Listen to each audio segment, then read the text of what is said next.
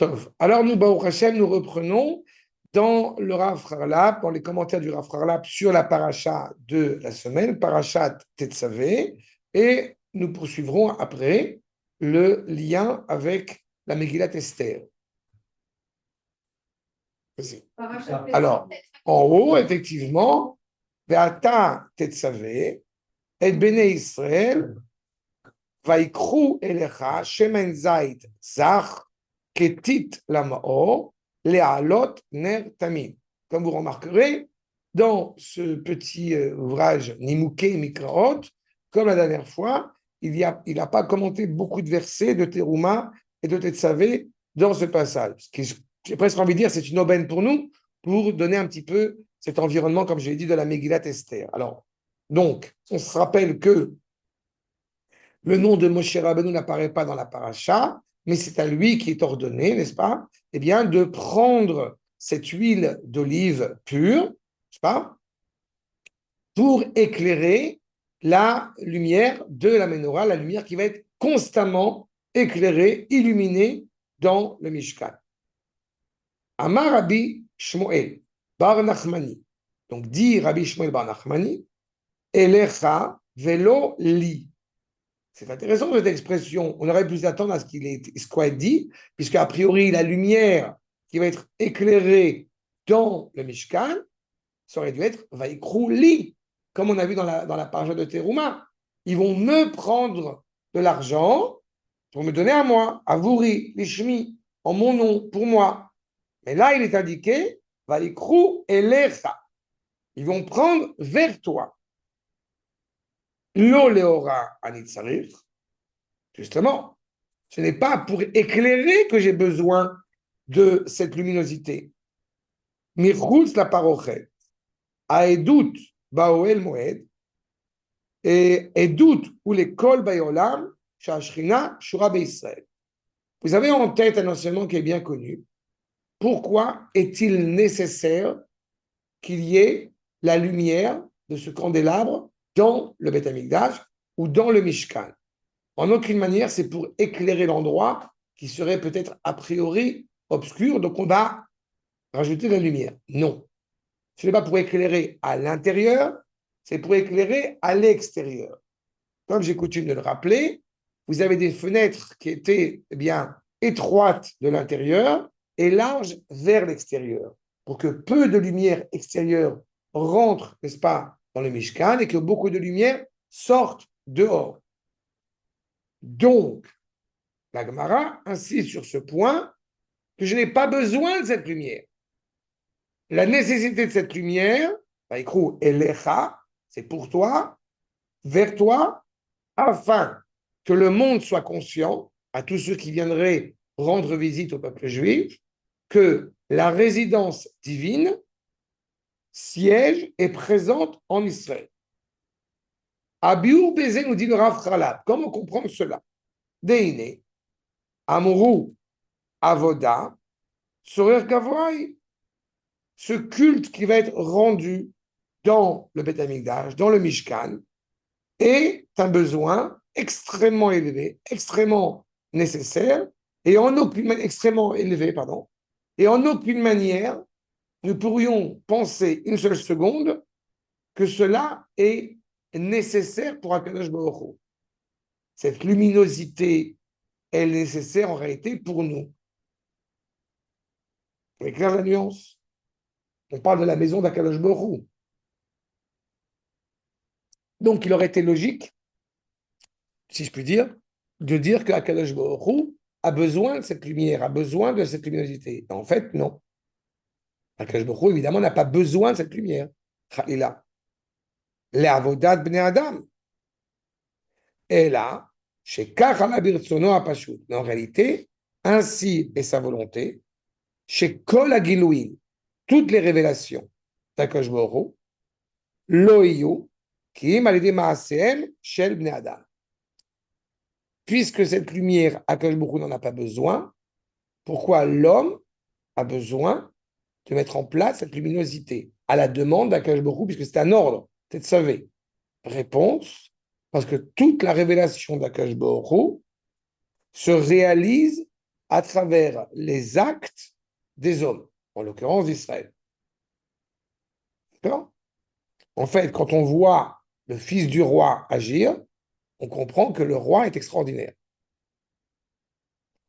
Vedavarze, balayer des bitouilles, donc ça prend son expression par l'allumage de cette bougie, n'est-ce pas, Ner Tamid, qui est constant dans le Mishkan. Je me permets d'attirer votre attention sur le fait que la menorah, bien évidemment, est toujours attachée à la notion de sagesse. Ayez en tête, par rapport à ce que nous avons évoqué la semaine dernière dans Parashat Teruma, que on aurait pu s'attendre à ce que, comme on dit dans le Saint des Saints, dans le Kodesh HaKodashim, eh bien, il y ait, je ne sais pas, une statue qui a énormément de force, de pouvoir, de force, d'argent, de valeur. Non. Qui est-ce qui est au centre? Qui est-ce qui est l'endroit? Qu'est-ce qui est dans l'endroit le plus élevé, le plus important, le plus animé par la sainteté pour le peuple juif? Un livre. En l'occurrence, la parole de la Torah qui est retranscrite. Les tables brisées et les tables elles-mêmes. C'est qu'en réalité, pourquoi cette expression de la grandeur d'Akash Borou s'exprime par la luminosité, s'exprime par la luminosité qui va sortir, qui va découler de cette sagesse hébraïque. Puisque, encore une fois, elle vient témoigner Shachechina, Shrouya, Israël. Et Davka Bemitzvazu, et c'est justement pour cette mitzvah-là qu'il est dit Elecha veloli. En fait, il faut toujours avoir en tête, mais je l'ai souvent évoqué, que la manière dont on s'adresse au peuple juif, c'est la manière dont on s'adresse à Kadosh Baruch. Si on s'adresse au peuple juif avec mépris, ça veut dire qu'on méprise Dieu. Et si on méprise Dieu, ça veut dire qu'on méprise le peuple juif. Mais pourquoi il ne serait pas envisageable, je ne sais pas, qu'un être pieux, sincère, chrétien, musulman, ce que vous voulez, eh bien, il puisse aimer profondément Dieu et détester Israël? Non. Et à l'inverse, pourrait-on pas détester Israël tout en aimant Dieu? Non plus. Ni dans un sens, ni dans l'autre. D'accord?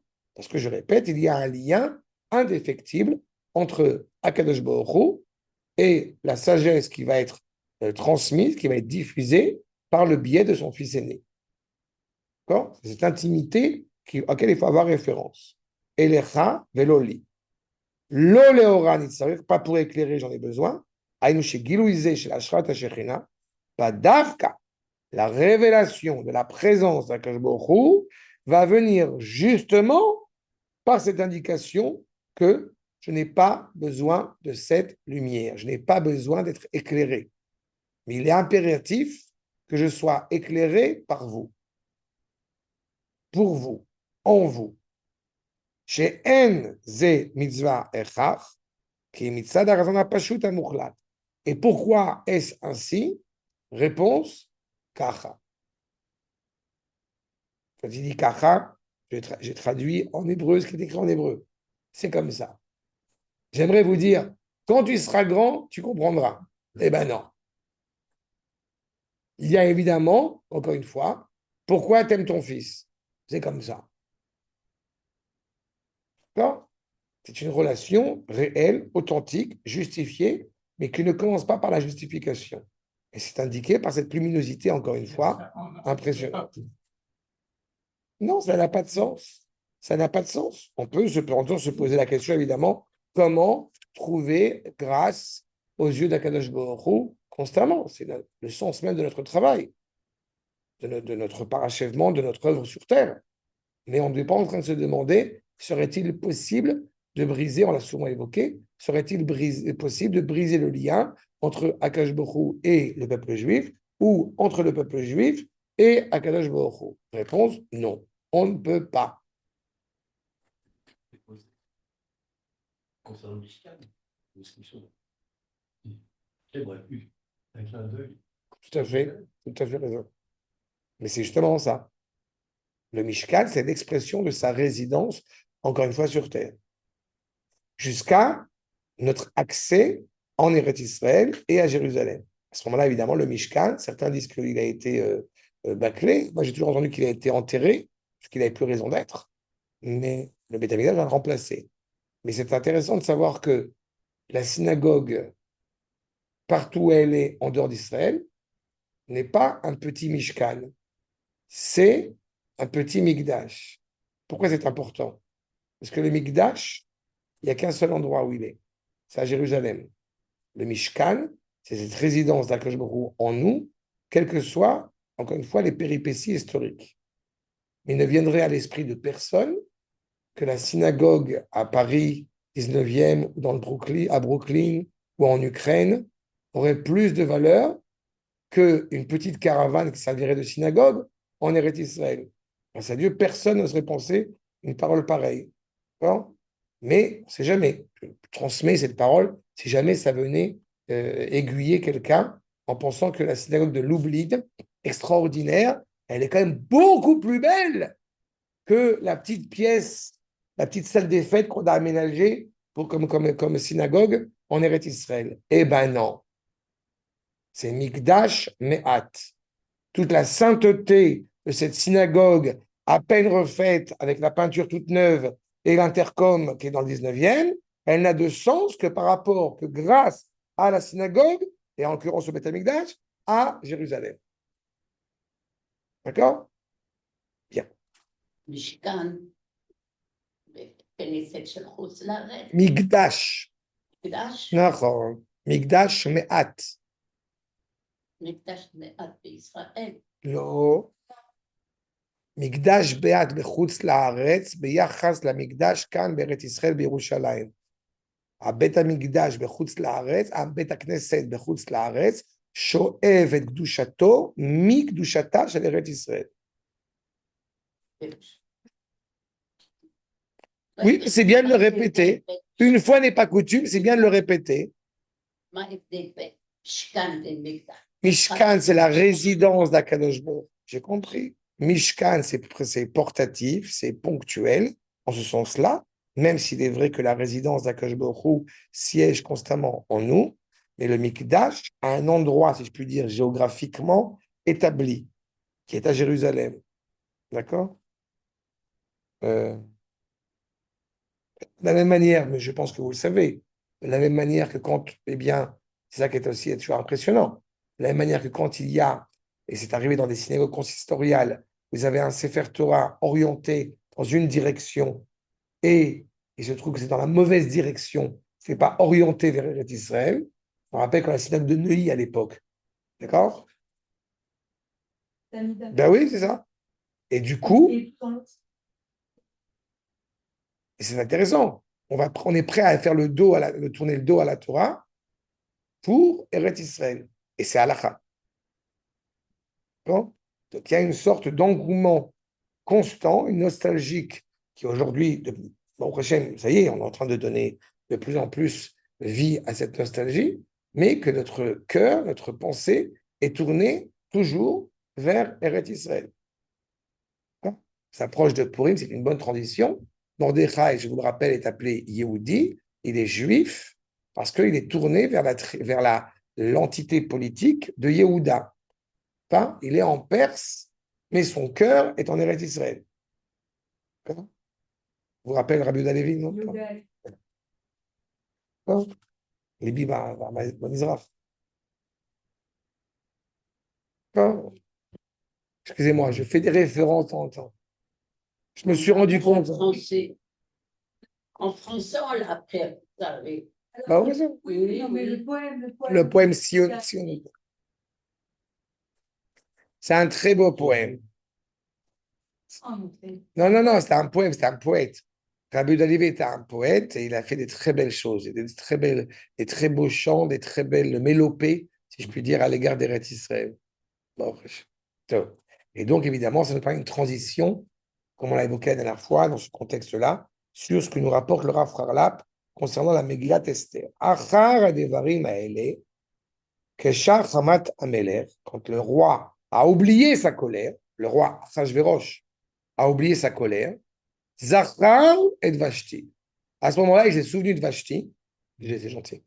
Zachar et Vashti, Vet Asher Asta. Bon, il s'est rappelé ce qu'a fait, il s'est rappelé de Vashti, bah, il s'est aussi surtout rappelé de ce qu'elle avait fait. Asher Nigzar Alea, Vet Asher, et ce qui a été décrété, donc, eh bien, sur elle, contre elle. Et Omrou Nare Amelech, Mesharta. Et donc, ses serviteurs vont commencer à s'exprimer sur l'avenir, si je puis dire, du royaume. Nous dit le Rav Harlap. Nire, Shachre, Shachecha, Hamat Amelech, Sajverosh, une fois qu'il a, comment dirais-je, il a cuvé, comment on dit? C'est ça? Oui, il a ça, exactement. Cuvé, c'est du familier, c'est familier, cuvé? Non? Bon, il a arrêté de, il s'est levé de son état d'ébriété. Nirga, non? Shachar Nirga. C'est pas sûrement Nirga, c'est qu'il a, l'alcool, les effets de l'alcool se sont dissipés. Évidemment, il regrette ce qu'il a fait. Bon, comprenez quand même que c'est un, on l'a évoqué la dernière fois, comprenez que c'est un roi quand même qui n'est pas stable. Bon, il est roux, quoi. Bon, un jour, il peut être sympathique, le lendemain, il peut exploser. Non, que Dieu préserve. David Amelech n'était pas roux. David Amelech, il avait la peau rouge. C'est pour ça qu'il a effrayé Shmuel. Il était à peau, la peau, beaucoup de gens ont dit qu'il était roux, malheureusement par méconnaissance de l'exégèse traditionnelle. Il avait la peau rouge, comme Esav. Et du coup, il avait une peau comme ça qui était rouge sang, si je puis dire. Et c'est ce qui effrayait Shmuel et qui l'a rassuré, c'est qu'il avait des beaux yeux. עכשיו, מפני שעשה מעשה זה בעצת ממוכן. Toute sa décision de savoir ce qu'il fallait faire de Vashti, vous savez qu'elle a été aiguillée, orientée par celui qu'on appelle Memouchan, appelé aussi Mumchan. De qui s'agit-il? De Haman. Il est prêt à toutes les folies. N'oubliez pas qu'il y avait une volonté féroce derrière, c'est d'être calife à la place du calife. Et en l'occurrence, que sa fille remplace Vashti. V. Asarim iskimul atsato, et les ministres, eh bien, ont été d'accord avec lui. Quand vous lisez les versets, vous vous rendrez compte qu'ils n'ont pas été d'accord avec lui. Ils ont vu la manière dont Achashverosh a acquiescé, donc évidemment, ils ont été d'accord avec lui. Pas? On est toujours d'accord avec le chef. Gamar belibo l'apsik et akesher imahem leorida migdulata. Mais comme il a regretté ce qu'il a fait, encore une fois, donc, il leur a enlevé leur signe de distinction. Ubim Komam, et donc à leur place, sont venus Naare Amelech Meshartav, de jeunes serviteurs, tout frais, on pourrait dire. Garam chez Biktan Vateresh, et c'est ça qui a engrangé que Biktan et Teresh, les eunuques du roi, Katsfuala, se sont mis en colère contre lui. Tu as nommé des nouvelles personnes, alors que nous qui sommes tes eunuques, tu ne nous as pas mis en avant. Et donc, on veut te tuer. L'histoire Yad Benafsho. Tuer Achashverosh. Tout le complot de Biktan et de Teresh qui était contre Achashverosh. Avec Shera Achashverosh. Shalide Sheoridam Migdulatam. Zomimim Leorgo. Et pas encore une fois que Achashverosh n'a qu'une seule volonté, n'a qu'un seul but, c'est que les gens l'aiment et que son royaume soit calme et serein. Pas parce qu'il a un idéal moral, mais parce qu'il a peur de perdre la couronne. Donc, une fois qu'il a vu qu'avoir envoyé tous ses ministres, ça l'a mis en danger, automatiquement, il va rappeler ses ministres. Hazarbo, des guidel, Shouvetassarim Arishonim, Bet Memouchan, Zaman. Donc, du coup, il va regretter là encore l'enchevêtrement de bêtises qu'il a fait. Bon, j'ai tué Vashti, c'est un problème qu'il ne faut pas régler. Il ne faut pas la régler puisqu'elle est morte. Par contre, je peux rappeler mes ministres. Comme il est écrit, Afkar Devarim Aele, Del Amelech Achashverosh, et Aman Ben Amidata, Agagi Veinasehu.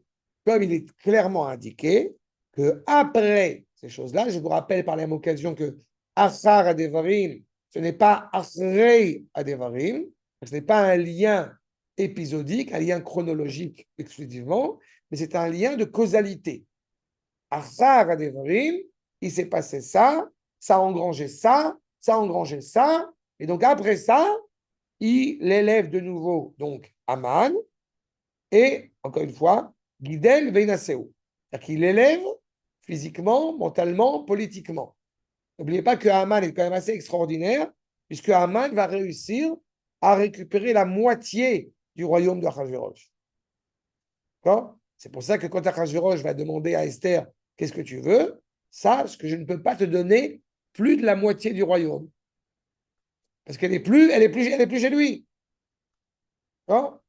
Je vous rappelle, il est très heureux de la personnalité de Haman au début. Pourquoi? Parce qu'il est comme lui, un opportuniste. Mais, à un moment donné, il lui fait peur. Parce qu'il prend trop le pouvoir. Il est trop puissant. Hein. Maintenant, donc évidemment, c'est pour ça que ça indiquait de la sorte. Ensuite, les Kolav de Ameler. Deuxième point, Asher Bishar Ameler, pour Im ou Mishtachavim. Tous les serviteurs du roi, qui étaient donc aux portes royales, aux portes du palais, se prosternent, s'agenouillent et se prosternent envers Aman. Kirchen Sivalo Amelech, c'est ainsi que le roi l'a ordonné, puisque Aman est tellement grand, on a dit Vainasehu. Donc il est devenu Nassi, il est devenu Premier ministre. Il est la personne par excellence la plus proche de Achashverosh.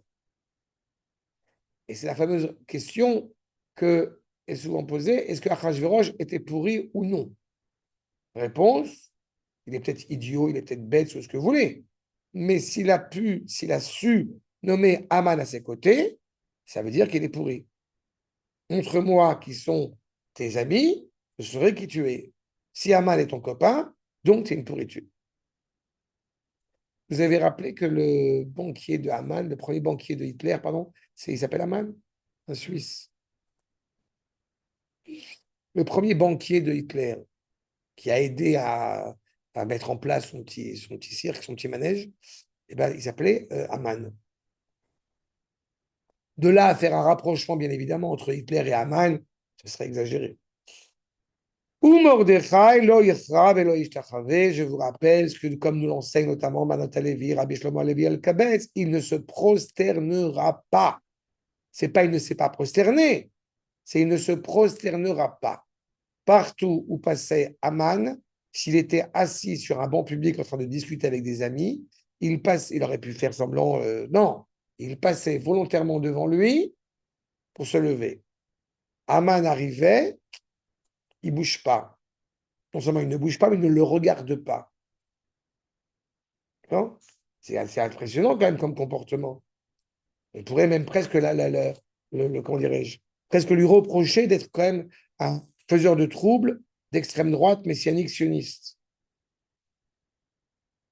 Voyons Moreau. Ah oui, il est Yehudi, il ne bouge pas. Vous vous rappelez pourquoi il bouge? Vous vous rappelez pourquoi aussi? C'est la tribu de Benjamin. La tribu de. Oui, ça, c'est évidemment le Midrash qu'on avait rappelé, mais même dans les gènes, si je puis dire, de Mordechai, il appartient à la tribu de Benjamin. Benjamin est le seul qui ne se prosterne pas devant Esav. Pas? Puisqu'il n'était pas encore né. D'accord? Benjamin n'est pas encore né. Quand Yaakov revient. Mais justement, même dans la matrice de sa mère, il ne se prosterne pas. Et ceci étant dit, on n'est pas étonné qu'évidemment, le Beth Amikdash, dans quelle tribu il est? Benjamin. Benjamin. Pourquoi? Parce que quand on est. Tout le Beth Amikdash. Non, là où il y a l'autre partie, elle est dans la tribu de Yehuda, et la dimension politique. D'accord? Pour avoir une royauté cohérente et fière de l'être, il faut être prêt à ne se prosterner devant personne. Sauf sur un endroit, Arabaï. Là-bas, on peut se prosterner. D'accord? On peut, on doit, on veut, par amour pour Akadosh Baruch Hu, qui est le vrai roi authentique. Et vous voyez à quel point, si je ne voulais pas rapporter cette anecdote que je trouve extraordinaire, c'est avec le Rajma Eliyahu. On en a parlé de ça, non? Le Rav Shmuel Eliyahu a demandé à des Arabes pourquoi vous montez de moins en moins sur le mont du Temple. Et ils ont répondu parce que les Juifs de plus en plus montent, d'abord de plus en plus montent, ensuite ils se prosternent sur le mont du Temple. Ça nous fait peur, donc on monte de moins en moins sur le mont du Temple. Voilà. Donc voilà. Donc heureusement qu'il y a des fous alliés qui se prosternent sur le Rav. En tous les cas, les serviteurs du roi, Asher Beshar Ameler, les Mordechai, qui sont, encore une fois, eux pris l'habitude de se prosterner devant, eh bien, Aman, se tournent vers Mordechai. Madou ata over et mitzvot Ameler. Pourquoi tu n'écoutes pas? Pourquoi tu es hors la loi? Pourquoi tu n'accomplis pas la loi comme il t'est demandé de le faire? Vaïke Amram Elav. Vous savez que d'un point de vue de la loi, Mordechai n'est pas obligé de le faire. Strictement la loi. Pourquoi? Parce que Mordechai est un étranger. Il est vécu comme un étranger. Il n'est pas dans une volonté assimilationniste à la culture du pays. Il est de côté, un étranger. Donc, a priori, il n'est pas obligé de le faire. Ce n'est pas au nom de ça qu'il ne le fait pas. C'est volontairement qu'il ne le fait pas. Vaïk et Amram, Elav Yom Veyom, tous les jours, ils lui disent arrête, ça va nous faire des problèmes. Oui, mais de toute façon, sa seule volonté, c'est de massacrer un Mordechai, donc les Juifs. D'accord? N'oubliez pas cette petite remarque, comment dirais-je, méta-historique, où les gens passent leur temps à réfléchir pourquoi est-ce que Hitler est antisémite. D'accord? Sa grand-mère, apparemment, son prof de peinture qu'il a refusé aux Beaux-Arts de Berlin, son caporal dans l'armée de la Première Guerre mondiale, il a été noyé, quelqu'un m'a dit il n'y a pas longtemps, il y a une thèse qui diffuse qu'il a été noyé, il a été sauvé par un juif, ça l'a énervé. Encore une fois, moi-même, je ne suis pas féru de toutes les populations maghrébines qui nous entourent en Israël. Ce n'est pas pour ça que j'ai envie de faire une loi pour supprimer tous les Mahmoud et tous les Fatima qui sont en Israël. Donc, ça montre bien le côté ridicule de l'histoire. Là, vous avez quelqu'un en face de lui qui ne veut pas se prosterner, pour des raisons d'ailleurs justifiées, parce que on ne se prosterne pas devant autre chose que la Kadosh Baruch Hu, parce qu'il est étranger, parce que pour plein de raisons autres, et il va justifier de sa volonté de faire la solution finale uniquement parce que Mordechai ne se prosterne pas devant lui. Et évidemment, vous en doutez bien, comme d'habitude, les Juifs de la communauté qui sont avec lui vont lui dire on te soutient, tu as raison, n'est-ce pas? Non. Ils vont lui dire mais arrête, tu vas nous faire des histoires, on va avoir des problèmes, rentre ta Magen David, enlève ta kippa. On a balancé Mémé par la fenêtre, mais c'est pas grave, on aime la France, vive la République. La Perse, pardon, excuse-moi, je fais des. D'accord? Vaïk Amram Elav, Yom Veyom. Vous vous rendez compte? Il y a de plus en plus de juifs qui font la Aliyah. Il faut les empêcher, nos compatriotes français, israélites, de faire la Aliyah. C'est pas vrai. Ah là là. Vaïk. Vous savez comment l'allumer. Je sais comment. Voilà. Vaïk Amram. Vaïk Amram Elav. Donc toi, en fait, tu dis que tu ne te serais pas prosterné devant Macron, en fait. Je pense que je ne me serais pas. Parce que pour lui donner une baffe, je pense. Vaïk Amram.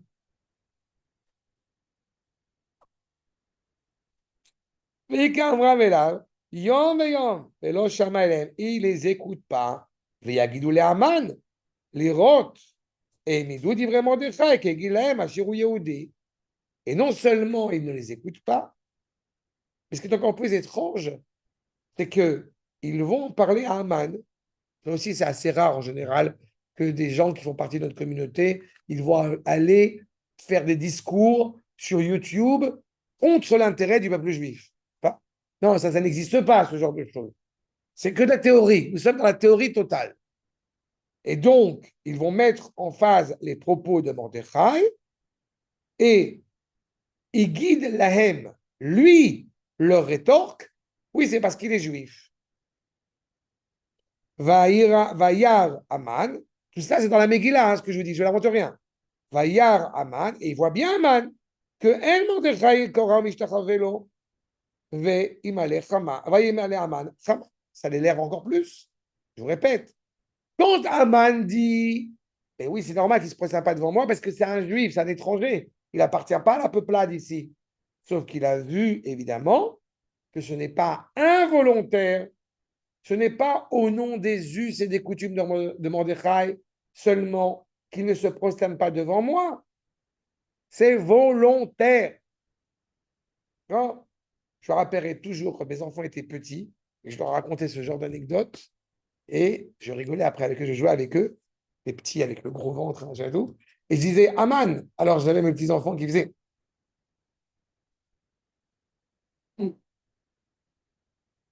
Voilà, c'est exactement ça. Lo ircha et lo ishtachave, évidemment, l'autre, ça l'énerve. Vaïvaz benam l'ishloach yad de Mordechai levado. Et donc, évidemment, il n'a qu'une seule envie, c'est de porter préjudice à Mordechai. De là, pour ces quelques versets, voyez ce que nous dit le Rav Charlap. Nire, chez Behemet, le Ratsa Mordechai, l'Orer Kina, Alav, Alamo. En aucune manière, il semblerait que Mordechai ne voulait attiser les foudres sur lui et sur son peuple. Le Gam le Ratsa, l'Ichroav et l'Ishtachavot. Et Aman, et aussi, il ne voulait en aucun cas se prosterner devant Aman. Mipne, Chasatzmo, les lois, puisque Aman a fait de lui, encore une fois, s'est transformé, si je peux dire, en divinité. Il s'est pris pour je ne sais quoi d'autre. Valken, Iskil. Vous comprenez que quand on dit, là encore, il faut lire ça toujours pareil entre les lignes et ne pas être méprisant ou, on va dire, moderne vis-à-vis de ses us et ses coutumes. Lénine n'est pas un dieu, mais vous comprenez que ce qu'ils en ont fait est quand même similaire à cette volonté divinatoire. D'accord? C'est la même problématique. C'est avoir transformé un idéal qui n'est pas Akadosh Baruch Hu en idéal absolu, en idéal suprême. Et ça n'a pas manqué dans l'histoire, malheureusement. Mais donc, c'est ce que refuse, encore une fois, Mordechai. Ve'alken, iskil lichroav et donc, il a saisi que se prosterner, encore une fois, od lifne shamagiaman et il aurait même pu penser, éventuellement, pour respecter les us et coutumes de la région, bien de se prosterner juste avant que Haman arrive, faire un signe de référence. Betana, Shen Bezavera, Al Xeratameler, pour justement justifier du fait que, en aucun cas, il veut enfreindre les lois du royaume en question. Jamais on a envie, et ce qui a été aussi notre cas pendant 2000 ans, on n'a jamais eu envie, encore une fois, je parle en tant que juif traditionnel. Malheureusement, il y a eu quelques brigands juifs, mais en tant que juif traditionnel, on n'a jamais eu envie d'aller contre les lois du pays en question. Mikevan, chez Bécha, chez Amanover, mais seulement, évidemment, tout cela avant que Aman arrive. Parce que dès que Aman arrive, automatiquement, il y avait cette inclinaison donc à devoir se prosterner. Oulam, Avde Amelech, et les serviteurs du roi, Asher Bishar Amelech, qui étaient donc au palais, ont demandé à Mordechai, Madoua, Ata, Overet, Mizvat Amelech. Pourquoi? Eh bien, tu enfreins, il a traduit littéralement, l'ordre du roi. Et dit justement les Rachamim, qu'est-ce que doit entendre ici? C'est pas over au sens tu transgresses, mais over comme over la siatan. C'est-à-dire que comme si, en réalité, eh bien, pourquoi, selon tes us et tes coutumes, tu refuses de te prosterner, et pourquoi tu t'empresses de te prosterner avant même que Haman arrive? Tu passes de la pensée à l'acte, over, les asiatan. Quand vous avez une loi à faire, a priori, d'abord vous digérez la loi et ensuite vous la réalisez en acte. En fait, il est en train de réhabiliter, si je puis dire, le comportement de Mordechai. Encore une fois, pour l'instant, on est dans la théorie. On va voir ce qu'il va dire après. Encore une fois, pour essayer de justifier que peut-être il n'avait aucune intention d'enfreindre les lois du royaume en question. Juste par rapport à Haman, il a un problème. Cet idéologue qu'on appelle Aman, est problématique. Encore une fois, Aïnou, chez Imki. Donc, si évidemment, tu veux accomplir la loi telle qu'elle a été indiquée, donc, tu ne peux pas être considéré comme étant coupable de te révolter contre le royaume. Non. Je ne peux pas te considérer comme étant un OQTF. Non, c'est ça, OQTF. Non, mais l'idée de dire tu ne peux pas être sur le territoire français. C'est ça? Fait. Tu n'es pas un OQTF puisque tu es fidèle à la loi qui t'est demandée. Et que la seule raison pour laquelle tu ne te prosternes pas, c'est juste vis-à-vis d'Aman. Les Frolzot. Mais pourquoi malgré tout?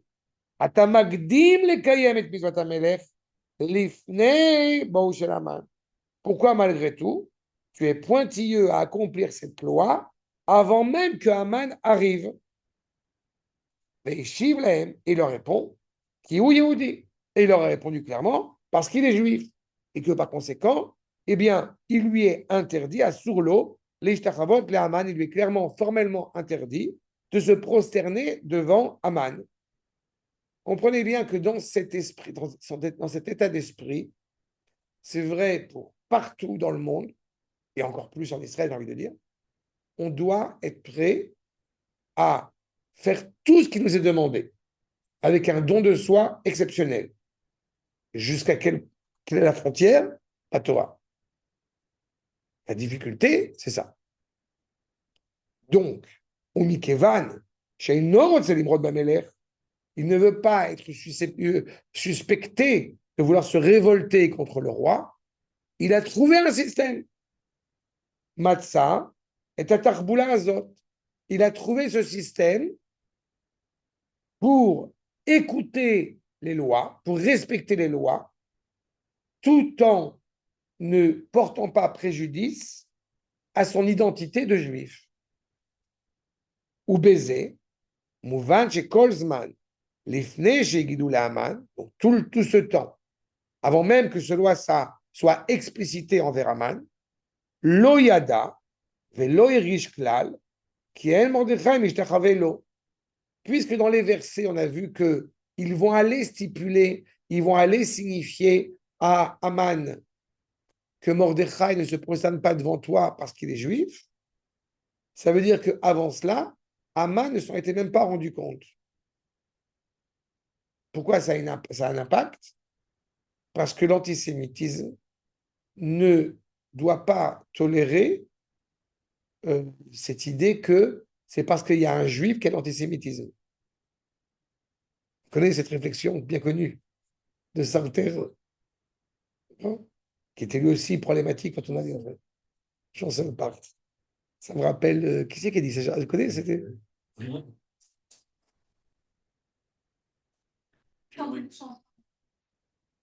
Ah, Boris Vian. Et bref, en fait, c'est ça qu'il est en train de dire. Oui. Non, non. Il n'avait pas senti que Mordechai ne se prosterne pas devant lui jusqu'à ce qu'on vienne de lui dire. Mais Kevan, Shegam Mordechai, Aya Mushkav Laaretz, Bekriya, Vishtachabay.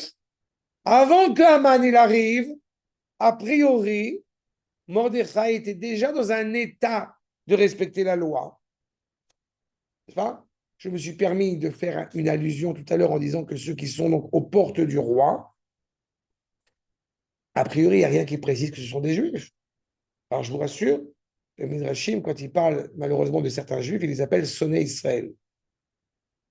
Et c'est une manière détournée pour ne pas dire qu'on parle des juifs. Alors, on dit qu'on parle des goïms. Mais on a malheureusement ce genre de réalité, encore une fois, de juifs qui vivent dans la crainte constante. Et petit détail intéressant, c'est que les serviteurs du roi, aux portes du roi, vous avez remarqué qu'il n'y a pas écrit qu'ils sont en train d'être aux portes du roi Achashverosh. Ils sont aux portes du roi, Char Ameler. Pourquoi tu enfreins les lois du Meler? Je ne vais pas être très agréable, une fois n'est pas coutume, mais a priori, le roi, on sait dans la Megillah, que c'est Akadosh Baruch Hu. Donc, ça veut dire, qui est-ce qui vient dire à Mordechai, arrête de te révolter, arrête d'être maladroit, arrête d'être fanatique extrémissionniste. Non, c'est les religieux. C'est la problématique qui aussi que vous comprenez tout seul. Ils sont aux portes du roi. Ils sont attachés au roi. Donc, a priori, malheureusement, en tout cas, au moins une partie d'entre eux vont justifier de leurs propos, parce que c'est à la fin. Vous savez combien de fois il m'est arrivé de remettre en place un certain nombre de gens qui expliquent que pourquoi il y a des attentats en Israël, pourquoi est-ce qu'on doit subir bien, ces attaques de la part des Arabes, c'est parce qu'il y a des Juifs comme moi qui montent sur le mont du Temple. Le message, il est là derrière. Et ça me paraît tellement flagrant que c'est même exabérant.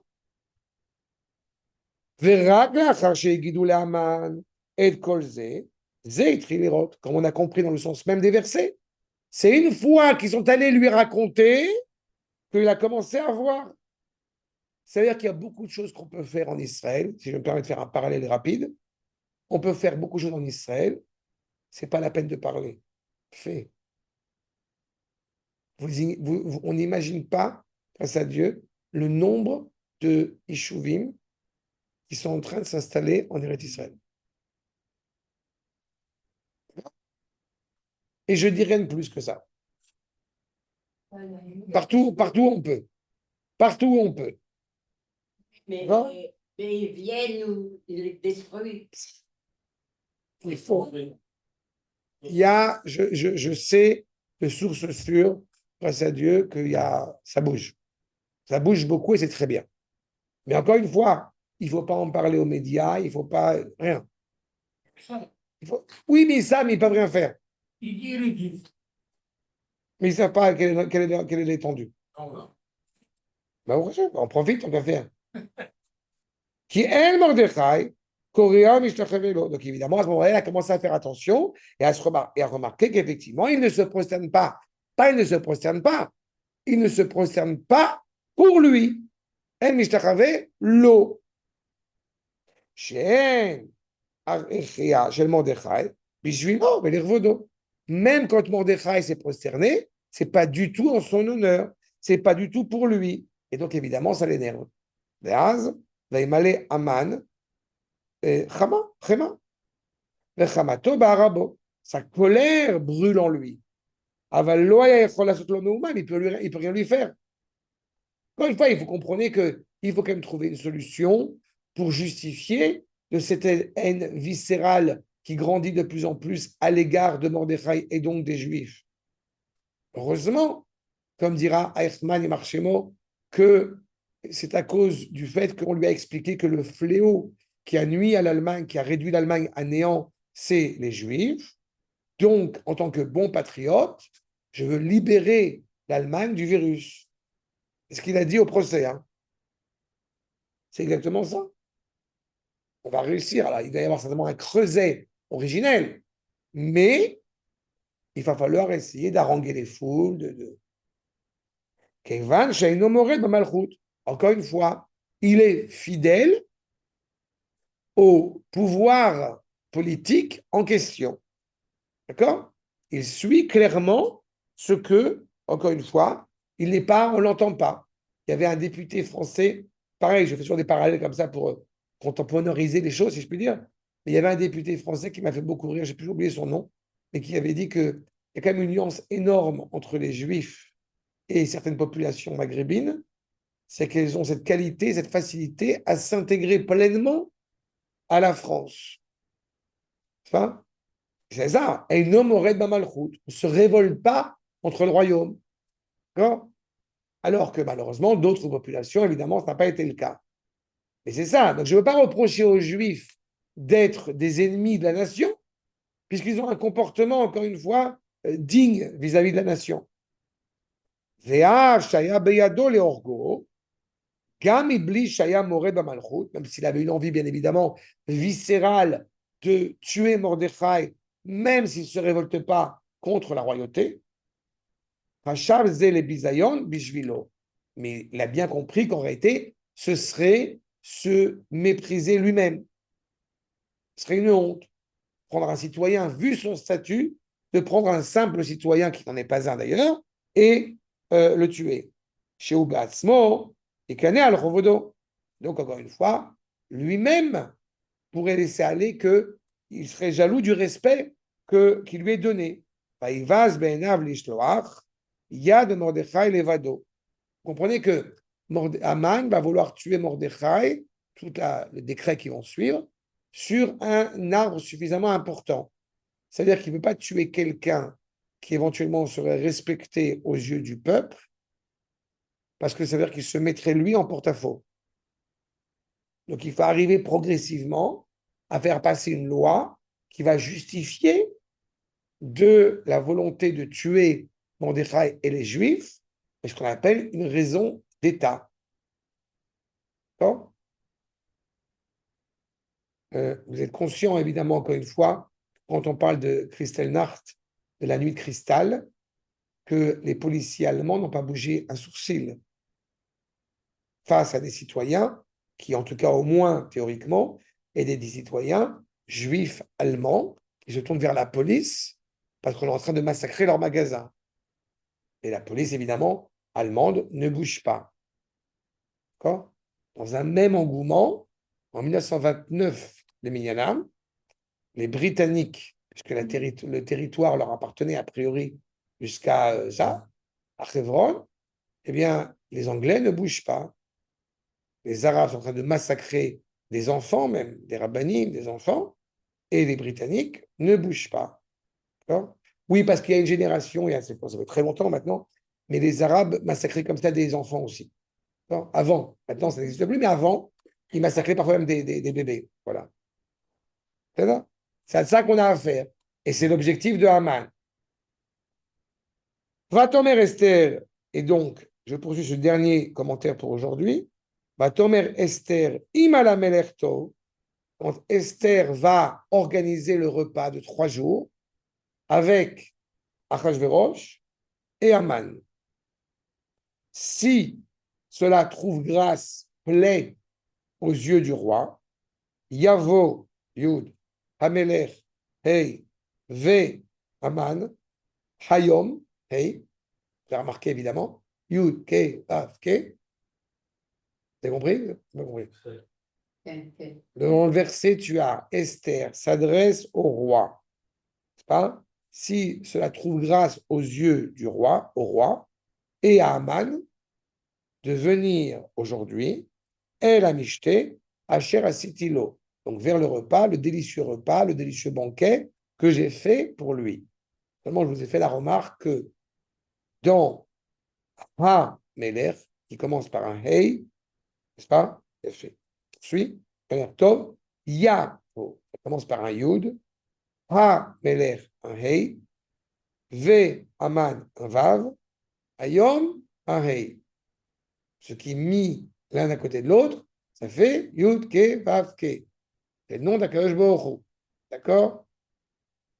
C'est bon? C'est le sens de l'histoire. J'avais fait un cours là-dessus, sur le fait que la présence d'Akadosh Baruch Hu, elle est on ne peut plus présente, mais elle est cachée derrière. Il faut bien la regarder. D'accord? Et justement, quand c'est le roi qui arrive, bon, évidemment, c'est Akadosh Baruch Hu, puisqu'il a écrit Hamelech, donc on dit que c'est Akadosh Baruch Hu.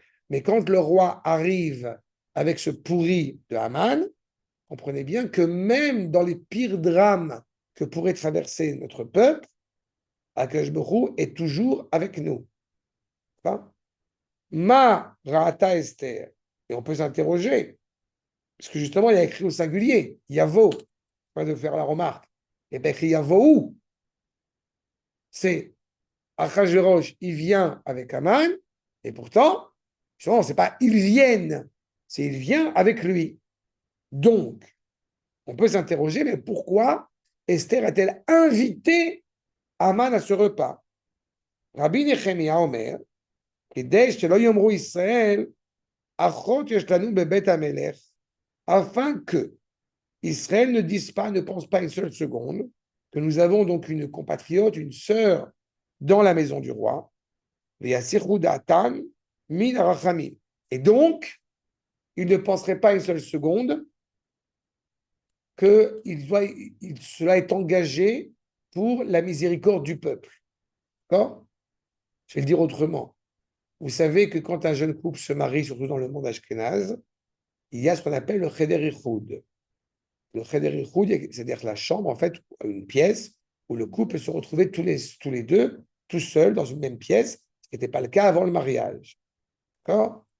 Quelquefois, les avdil, comme on dit, entre la pureté et l'impureté. Il y a quelque chose qui est assez significatif, ça, le yassichud data minarachamim, c'est que certains, parfois, ont tendance un petit peu à exagérer. C'est-à-dire qu'il ne reste pas 20 minutes dans le Cheder Ichoud, il reste 1 heure dans le Cheder Ichoud.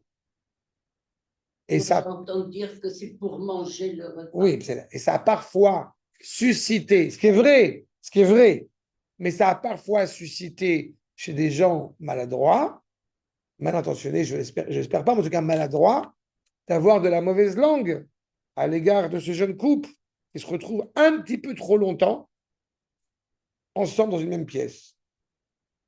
Ce qui est terrible, c'est ça. C'est que si, le premier commentaire que j'ai donné ici, c'est que si Esther avait été toute seule avec Achashverosh dans une pièce, donc il n'aurait pas pensé à la miséricorde que cela aurait été justifie leur présence. Peyot chez Kol Megamato chez l'Amalek, puisque justement, toute l'intention d'Amalek, c'est de l'évatel et ishta abdout chez l'Israël, toute la volonté d'Amalek étant de supprimer totalement le lien, le joug qui rattache Israël à Akadosh Baruch Hu, velatil bahem, de leur infuser du venin, et eres akfira, le venin de l'idolâtrie, le venin de la Fira, non, non, la Kfira, c'est le blasphématoire, quoi. D'accord? C'est pas l'hérétisme. Voilà. D'accord? Kfira v'aminut. Liaches à Kol et la Mikra Bilva. Et en fait, de donner sens que c'est un pur hasard s'il se retrouve dans cette qualité-là. C'est ce que veut laisser entendre Amalek à l'époque déjà, qui va refroidir la baignoire, qui va refroidir l'exaltation du peuple juif à l'égard d'Akadosh Baruch Hu, etc., etc. Asher Kocha Baderer. Lazot, Ir Charlenatzar et Amalek, Pelevater et Kocho, Rak al Yedei, Ishtaabdut Agmura, Lachem Elohim. En fait, la seule manière de pouvoir renoncer définitivement, abroger absolument Amalek, c'est en nous livrant, j'ai envie de dire, corps et âme, à Akadosh Baruch Hu. V, la date, qui a kol taloui bashgachato eliona, et être conscient que tout dépend de sa providence. Entendez-moi bien. Ça ne veut pas dire ne pas se battre, mais c'est-à-dire je suis conscient que ce qui va me donner la force de me battre, c'est mon lien intangible avec Akadosh Baruch.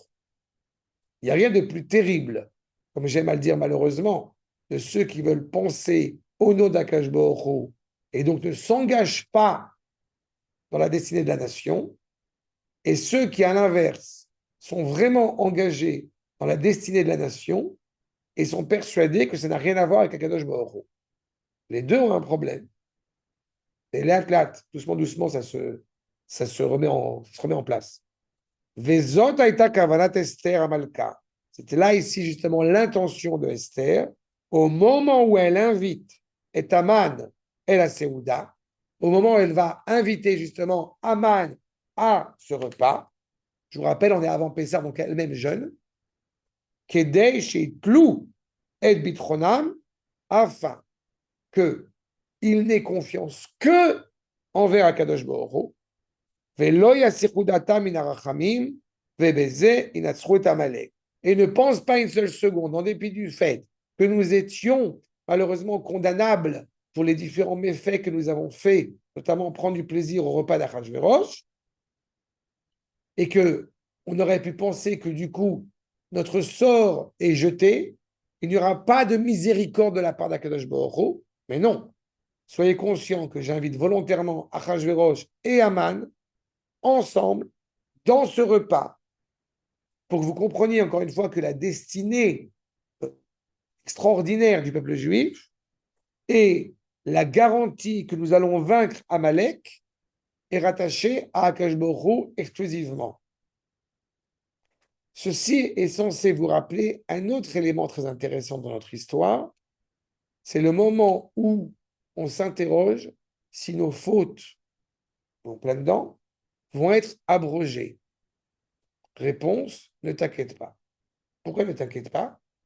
Parce que le bouc, l'ancêtre de Amalek, Esav, le bouc va être balancé, et comme ça, eh bien, tu as la garantie que Akash Baruch Hu va constamment avoir de la miséricorde pour toi, de l'amour pour toi. Ceux qui n'ont pas compris à quoi je fais référence, c'est Yom Kippour. D'accord? Il y a deux sérim, il y a deux boucs à Yom Kippourim, l'un qui est sacrifié dans le Beth Amikdash, l'autre qui est jeté en haut a priori de la falaise.